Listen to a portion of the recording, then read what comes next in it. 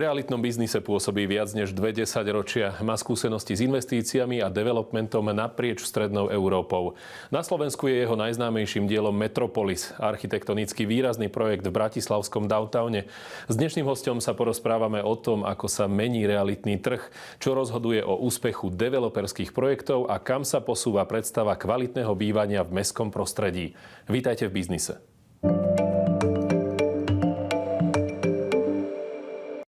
Mojím hosťom je Sebastian Dejanovský, partner a zakladateľ Mint Investments. Vítajte u nás, pekný deň. Ďakujem, dobrý deň. V realitnom biznise pôsobíte viac ako 20 rokov. Ako sa za ten čas zmenil trh a čo dnes rozhoduje o tom, či je nejaký developerský projekt úspešný? Už sa povedá víc ako 20 rokov, keď je to skoro 30, aby vyzeral mladší. Realita je, že za tie skoro 30 let ten trh se stal začínající trh, popad železné opony, keď ešte tedy všetky budovy a majetok neměl svůj privátní majitel. Takže ten vzestup byl hodně silný, rychlý. A aj ještě trh nemovitosti před 30 let na západě nebyl taký trh jako dneska. Tady byl to takzvaný alternativní asset segment, kde se investovalo len málo část těchto peněze.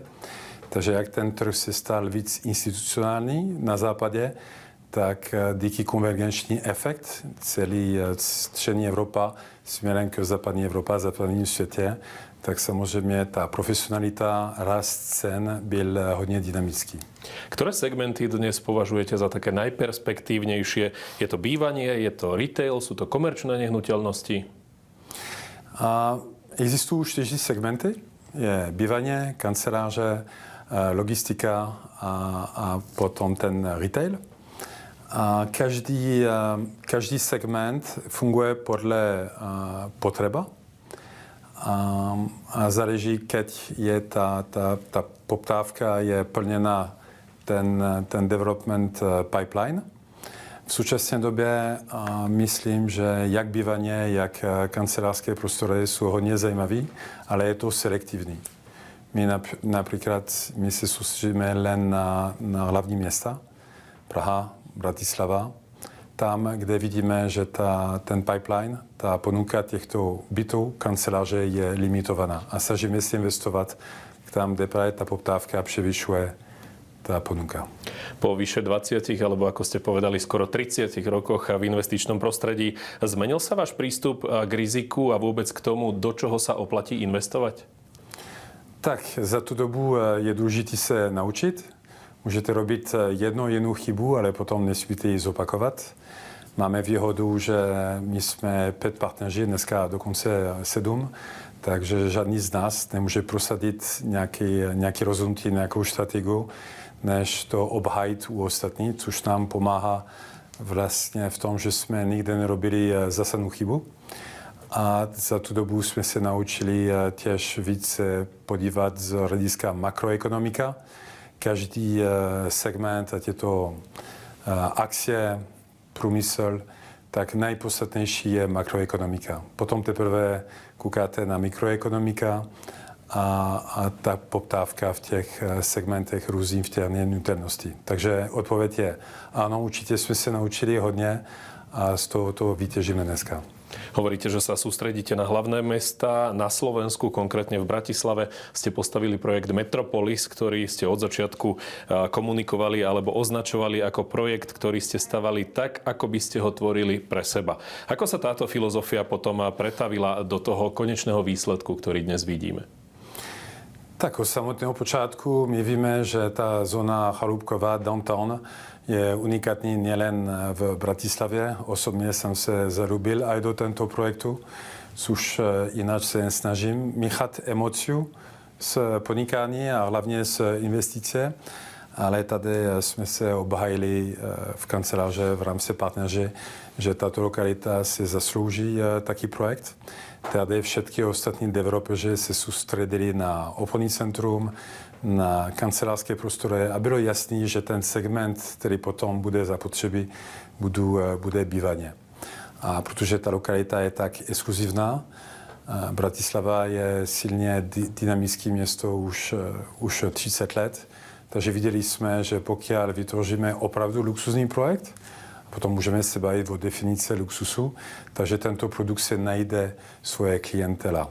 A aby to bylo osobní projekt, všetky technologie, které jsem se postavil ve svém domě, který jsem dokončil před několik let, jsem chcel právě v tomto projektu. K tomu sa ešte dostaneme aj k tým technológiám, ale s akými reakciami sa stretávate dnes, keď už je projekt Metropolis teda finálne dokončený a tí obyvatelia sa už teda sťahujú alebo nasťahovali do svojich nových nehnuteľností?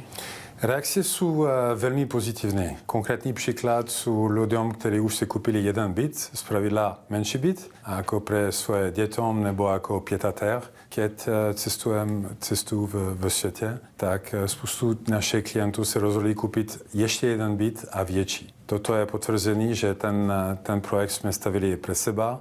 Ten projekt vyzerá líp jako na těch počátečních vizualizace a že se nám naplnila náš cíl.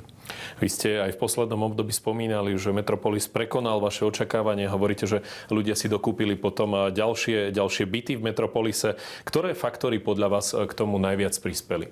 Že jsme nezlavili jsme.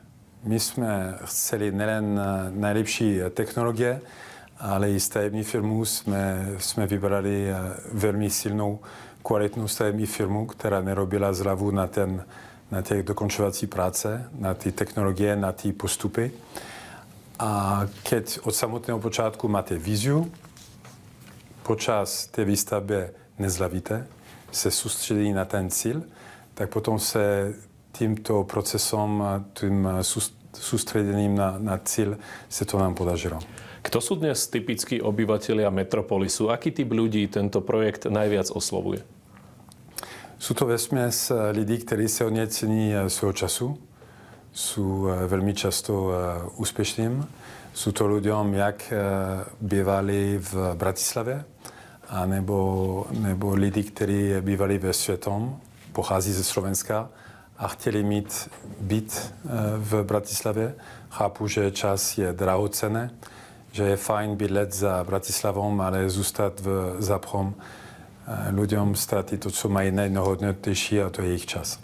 Vy ste hovorili o tých technologických riešeniach, ktoré prináša projekt Metropolis a ktoré možno nie sú v iných projektoch štandardom. Ako sa dá kvantifikovať ich ekonomický prínos napríklad prostredníctvom úspor energií, dlhodobej trvácnosti, hodnoty nehnuteľností? Čo je to teda za riešenia? To, co najvíc prináša tyto technológiom, a ja som toho svědok, že tyto technologie mám doma, je ta kvalita života. Keď máte úplně zkontrolovaný kvalita vašeho vzduchu, přesně teplota, která vám vyhovuje, tak to vám robí taký pocit, který je nenahraditelný. Na to nemůžete dát cenu. Prvotní investice by měla být do nás, do naše rodiny.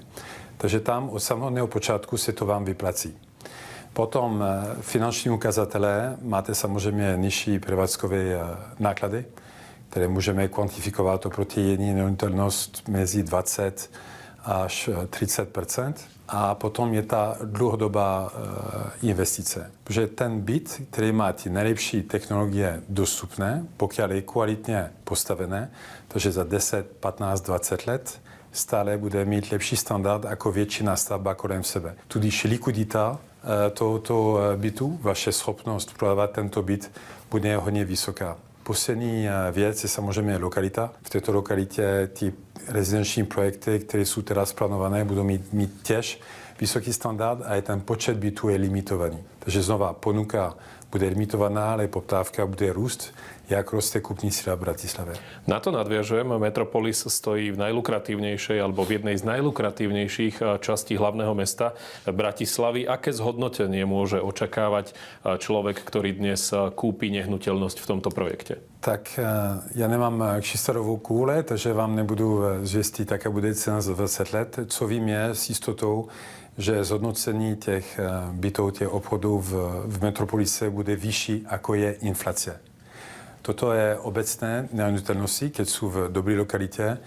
A to je to, co je nejzajímavější na jejich investice, proto je tak bezpečnou vnímáno a to nebude se měnit do budoucnost, je, že vám zarába viacero, ako je inflace.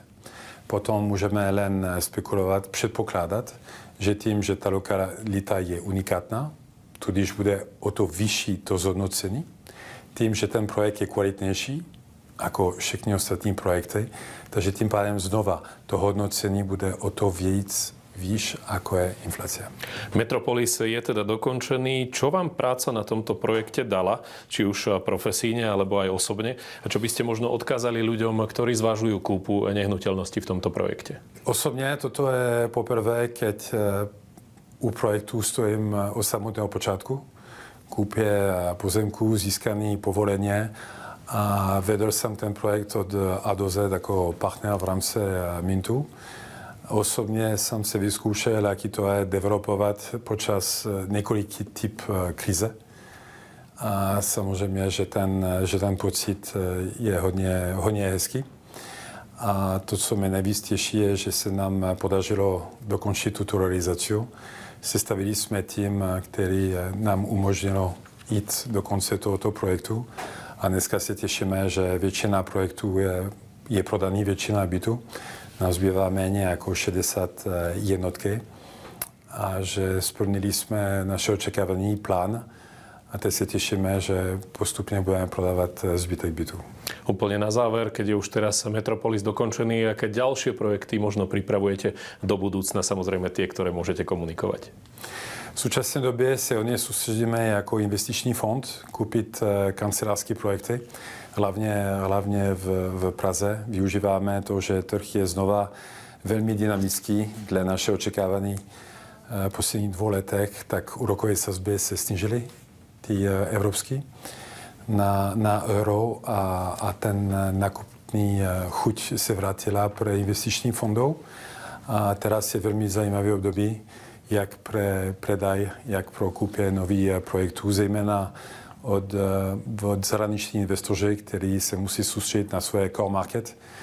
Takže nám umožňují koupit projekty, které jinak můžete koupit jenom za generace. Mojím hostom bol Sebastian Dejanovský, partner a zakladateľ Mint Investments. Ďakujem pekne za rozhovor. Ja vám ďakujem.